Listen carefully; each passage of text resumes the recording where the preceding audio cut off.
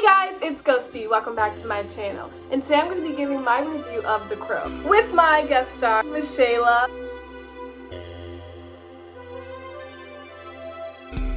It's the Thursday where I review a film with "the" in the title. This week we took a look at The Crow. I'm late. This came out in 1994. Yeah. Where has this movie been my whole life? Where? I decided to pick this because I've been watching Cursed, a series on Shudder. It talks about horror films that are cursed. If you have Shudder, I've definitely checked it out. So I watched that and I was just like, maybe I need to watch The Crow. So here we are, reviewing The Crow. As soon as like this movie starts, we're getting like this aerial view of what is happening in this world. I immediately thought of Rebuild the Genetic Opera. The whole like aesthetic, like this dark goth aesthetic. It also kind of reminded me of Sin City, film noir thing. I was getting that vibe, so I was like, all right, like if this movie's shitty, at least it's pretty to look at. I'm an aesthetic hoe. And then we get right to it. We discover our black cop of the film. I didn't catch his name. Do you know his name? I don't know. He's a black cop, like in every horror film. He's at an investigation where a woman is wounded and a man had died. We meet a little girl, Sarah. Sarah's like really punk. She's kind of a vibe. She had like an undercut and she was wearing like flannels and she was too cool. We learned that Sarah had a really close relationship with Shelly, who's the girl who ended up dying later at the hospital, and Eric, who was the guy. It happened on Devil's Night, which is cool, like, the night before Halloween. If this isn't a part of your Halloween tradition, make it. Watch this movie. I want like a crow themed birthday party now. I just want a crow. So immediately they start to investigate. No, actually they don't investigate, right? Because it skips to a year later. That's weird that they don't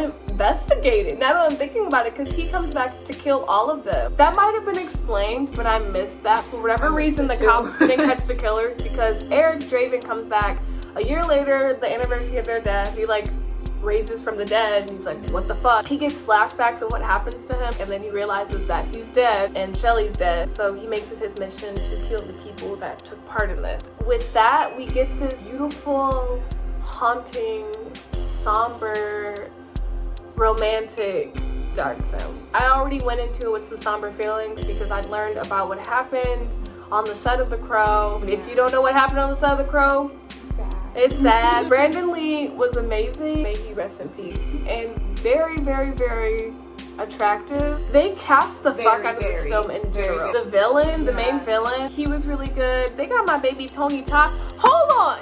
Why the fuck nobody said that Tony Todd was in this movie? Because everybody knows Tony Todd is literally like my dad and my baby at the same time. I don't know how. How does that work? I don't know, but he is. But he's perfect. Brandon Lee really, really, really committed to this role. And this film was supposed to be like his one that was supposed to be like his big debut film. Yeah. And like I could totally see how they were doing that. It was really good. This was like his big one. He goes back to his loft and remembers what happens to him and his girlfriend, and that's really painful to watch. And then he kind of like turns himself into the Crow, and this beautiful like dark montage. This is a sexy film. This is on the same level. It's like not just like Brandon being sexy on camera, like the whole film. I think Candyman's very erotic film. I would say that this is on the same level of like erotic. That montage of him becoming the Crow is erotic. Him walking to the window is erotic. We had to like go we back. Rewatched that. I love that he has a companion. This reminds me so much of Charmed. He has a companion. That's like a fucking like the #1 witch thing. His companion is the Crow. The Crow is like a part of him. Well, he is the Crow, but like his eyes were like the Crow's eyes. Yeah, like his eyes were the Crow's eyes. Also, they start introducing the villain through cutscenes, and so we jump to like what Brandon Lee's character is doing, and then we cut to like the villain. The cuts between like Brandon Lee's character trying to get to the bottom of shit, and then like the villain and all of his like, what are those called? Minions. That's just so Charmed to me. Hopefully people that don't like Charmed aren't offended by this. After the montage of him turning into the Crow, he starts like friggin' like, let's kill these people. And it's really creative. He kills this guy that has a bunch of knives. He takes all these knives and like stab him. I liked also how like Brandon Lee's character, he basically killed them like using their specialty. The guy with the knife, the blonde guy, he did He did the heroin needles. Yeah. He was a heroin addict who also has relations with Sarah's mom, the young girl that Brandon Lee's character Eric and his late fiance Shelly. They were like a parent for her because you learn that her mom was like a drug addict and just terrible. So I'm assuming like she just went to them to get like that parental guidance. The main gang leader, no, I don't think he's the main gang leader, but he's one of the gang leaders, has blonde hair. Top Dog, Notch Dog. They all had weird fucking names. He had relations with Sarah's mom. I don't know if this scene happened before the pawn shop, but you learn that like he's really not trying to kill people but the gang members. He doesn't kill her.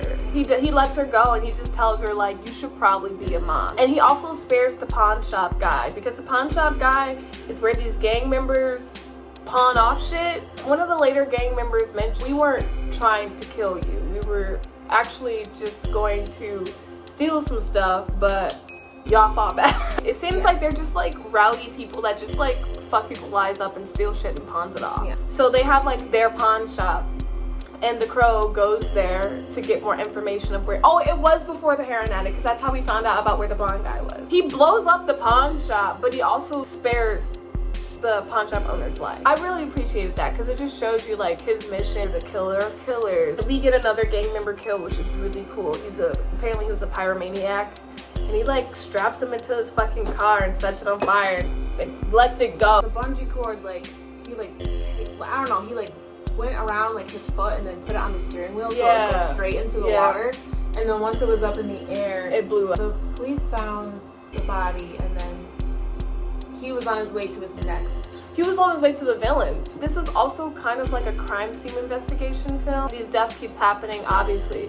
So the cops are investigating it. When the black cop learns that the Crow's doing it, he's just like, fuck it. We get to the end where Brandon meets the villain and, well, kind of the end. Because the end is, the final act really takes place in the church. They finally meet. And he has like... It's like the ringleader of like... The ringleader. And it's so fun. This scene is so like typical like, oh, we're gangs. It's like we enter this room and it's like an area view, this big table, and it's just like guns, money, cocaine. I'm wondering like what the director told the props people. I wonder if they said like, just make it look like a gang room, or if they specifically said guns, money, cocaine. It was the most like drug leaders pin area. The Crow comes, they're like, oh, here's our guy, he's arrived, and they're like, we're gonna shoot you up with all these guns, and Brandon Lee's like, haha, you fucking thought. Obviously he kills all them bitches. They realize that he has a heart for Sarah, so they take her as captive. She didn't do nothing. And they take her to a church. I don't know why, but they take her to a church. Maybe they were gonna sacrifice her. I don't fucking know. The villain guy, I don't know about him, but his girl, which is his sister.